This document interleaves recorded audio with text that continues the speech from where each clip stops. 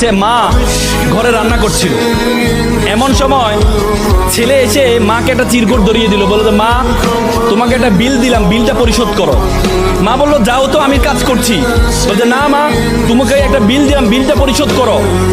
মা কাগজটা খোলার পর দেখলো ছেলে লিখেছে যে মা তুমি রান্না করার সময় বিভিন্ন সময় আমাকে বিভিন্ন জিনিস আনতে বলো, এটার জন্য 100 টাকা বিল। তুমি আমাকে গাছে পানি দিতে বলো, এটার জন্য 100 টাকা বিল। তুমি মাঝে মধ্যে দোকানে পাঠাও, এটার জন্য 100 টাকা বিল। মা এটা দেখে দাঁড়ানো অবস্থা থেকে বসে যায়। বসে যাওয়ার পর বাবা তুমি লিখেছ? বলছে মা হ্যাঁ আমি লিখেছি। বাবা তুমি লিখেছ? বলছে মা হ্যাঁ আমি লিখেছি।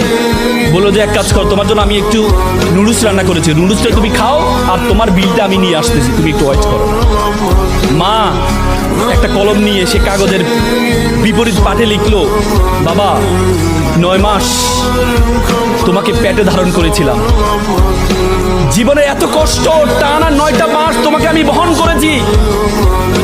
রাতে ইচ্ছে করতো একটু ডান পাশ হই, কিন্তু ডান পাশ হতাম না। আমার বাবুটা যদি পেটে ব্যথা পায় সেজন্য আমি ডান পাশ হতাম না। ইচ্ছা করতো একটু বাম পাশ হই, কিন্তু যে বাবুকে আমি দেখি নাই তার প্রতি আমার এত মহব্বত, আমি বাম পাশ হতাম না যে আমার সন্তানটা যদি ব্যথা পায়। সেটার জন্য তোমার বিল 0 টাকা। তুমি জন্মগ্রহণ করেছিলে, জন্মগ্রহণ করার পর 2টা বছর যে পরিমাণ ঘুম ভেঙেছে আমার, যে পরিমাণ প্রায় 6 মাস টানা 6 মাস পরিমাণ ঘুম আমি ঘুমাই নাই আমার সন্তানের জন্য, সেটার জন্য বিল 0 টাকা।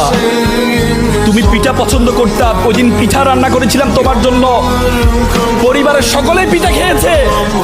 সর্বশেষ একটি পোড়া পিঠা ছিল, সারাদিন কিছু খাইনি, চিন্তা করেছিলাম পিঠাটা খাবো।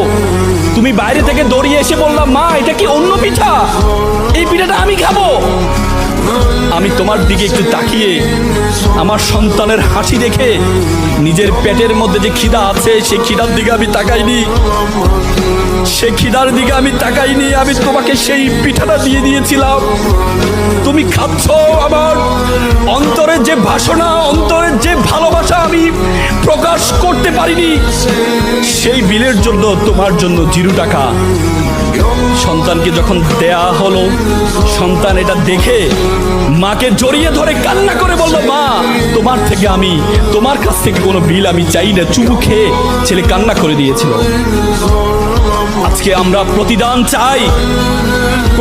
চাই, কিন্তু মা বাবার প্রতিদান তুমি কখনো দিতে পারবা না।